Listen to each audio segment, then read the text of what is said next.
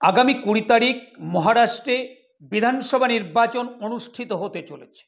এই বিধানসভা নির্বাচনে সম্ভাব্য ফলাফল কি হতে পারে, কোন দল এখানে সরকার গঠন করবে?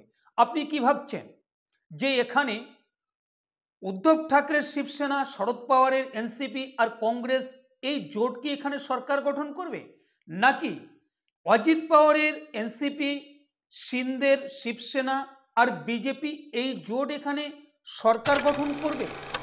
আপনার ভাবনা আর আমাদের আলোচনায় কি উঠে আসছে? নমস্কার, আপনারা দেখছেন দিশা টিভি চ্যানেল, আপনাদের চ্যানেল। প্রতিদিনের মতো আজকেও এক প্রতিবেদন নিয়ে আপনাদের কাছে এসেছি। আপনারা সকলে জানেন যে আগামী 20 তারিখে মহারাষ্ট্রে বিধানসভা নির্বাচন অনুষ্ঠিত হতে চলেছে। কি হতে পারে এই বিধানসভা নির্বাচনের সম্ভাব্য ফলাফল? কি ভাবছেন আপনি, কোন দল এখানে সংখ্যাগরিষ্ঠ দল হিসাবে উঠে আসবে? সেটাই কিন্তু আজকে আলোচনার বিষয়।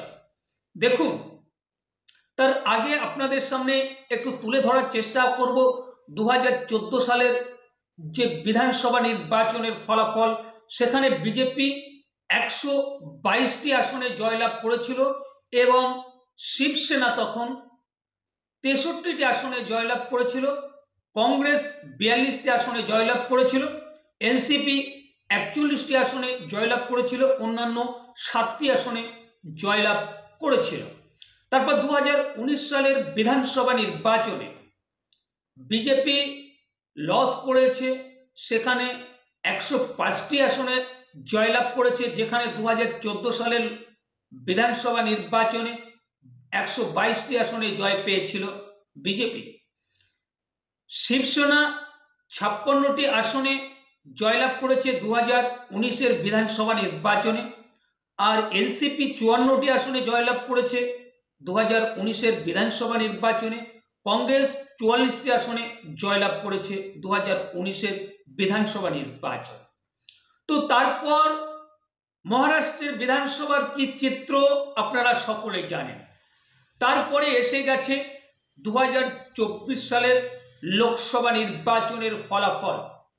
সেখানে দেখা গেছে মহারাষ্ট্রে ইন্ডিয়া জোট কংগ্রেস পেয়েছে 13টি আসন, শিবসেনা উদ্ধব ঠাকরে পেয়েছে 9টি আসন, আর এনসিপি শরদ পাওয়ার 8টি লোকসভা আসনে জয় পেয়েছে।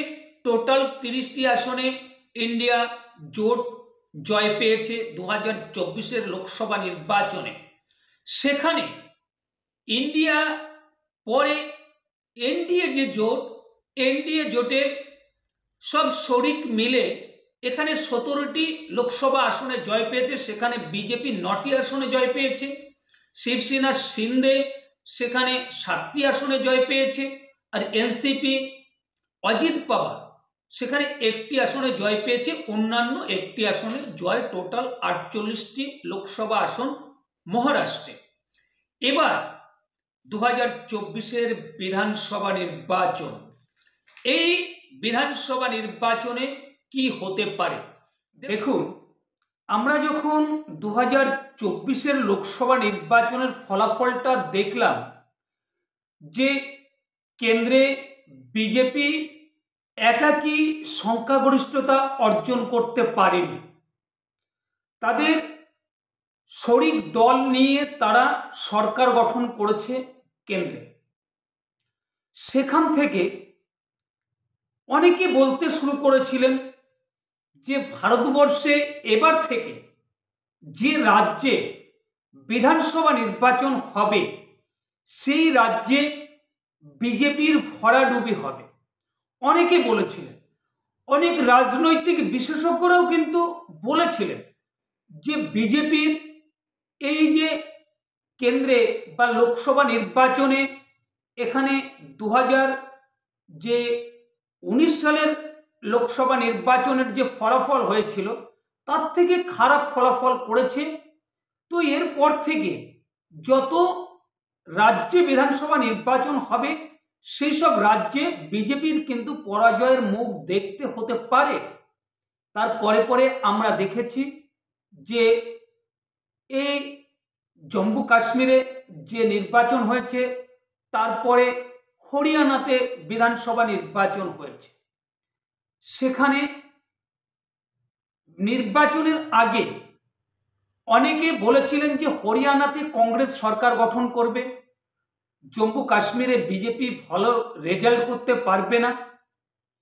তারপর মহারাষ্ট্র, মহারাষ্ট্রে তো বিজেপি এখানে দাগ কাটতে পারবে না, এমন কথা অনেকে বলেছিলেন।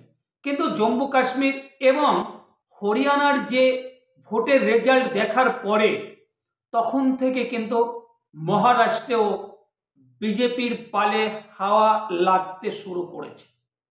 ঠিক যেমন হরিয়ানাতে বিজেপির নেতা নেত্রীরা প্রচার করেছিলেন, সেই প্রচার মহারাষ্ট্রেও কিন্তু আমরা দেখতে পেয়েছি। আপনাদের মনে থাকবে যে উত্তরপ্রদেশের মুখ্যমন্ত্রী যোগী আদিত্যনাথ, তিনি হরিয়ানাতে যে সভার সমিতি করেছেন, সেই সভাতে যে বক্তব্য রেখেছেন, যে ভাষণ দিয়েছেন, ঠিক তেমনি মহারাষ্ট্রেও কিন্তু সেই স্লোগান চলছে। এই স্লোগানে আপনারা সকলে জানেন যে মহারাষ্ট্রে প্রায় যে জনসংখ্যা আছে তার প্রায় 80% হিন্দু ভোটার। আর বিজেপি হয়তো সেটাকেই লক্ষ্য করেই এই প্রচার চালিয়ে যাচ্ছে। যদি হিন্দু ভোটার এককাট্টা হয়ে এই বিজেপি, শিবসেনা শিন্দে, এনসিপি, অজিত পাওয়ার এই জোটকে যদি সমর্থন করে, তাহলে কিন্তু এই যে মহারাষ্ট্রের বিধানসভা নির্বাচন, এখানে বিজেপির যে সরকার চলছিল বা এই জোটের যে সরকার চলছিল, সেই সরকারের যদিও কিছু ভুল ত্রুটি কোনো কিছু থেকে থাকে, সেটা কিন্তু এই নির্বাচনে এই প্রচার দিয়ে বিজেপি কিন্তু ঢাকার চেষ্টা করে চলেছে। যদি এই হিন্দু ভোট এককাট্টা করতে পারে, তাহলে কিন্তু 2024 লোকসভা নির্বাচনের যে ফলাফল এই রাজ্যে হয়েছিল, এই রাজ্যের ভোটাররা বিজেপিকে যে দূরে ঠেলে দিয়েছে, সেটা কিন্তু আবার বিজেপির নেতা নেত্রীরা তাদের কাছে টানার চেষ্টা চালিয়ে যাচ্ছে।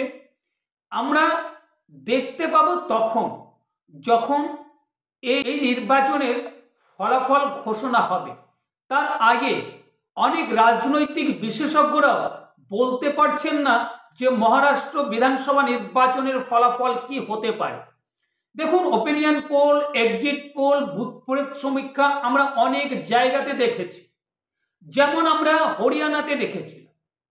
কিন্তু অনেক জায়গায় অনেক এক্সিট পোল, ওপিনিয়ন পোল অনেক ভুল প্রমাণিত হয়েছে, আবার অনেক জায়গায় হুবহু মিলেও গেছে। তো আমাদের নজর থাকবে 23 তারিখ ভোট গণনার দিকে। আর আমাদের ভিডিও যদি আপনাদের ভালো লেগে থাকে, অবশ্যই একটি লাইক করবেন এবং শেয়ার করবেন। চ্যানেলকে সাবস্ক্রাইব করে আমাদের পাশে থাকবেন। ধন্যবাদ। দেখা হবে অন্য কোনো প্রতিবেদনে। ততক্ষণ আপনারা ভালো থাকবেন, সুস্থ থাকবেন।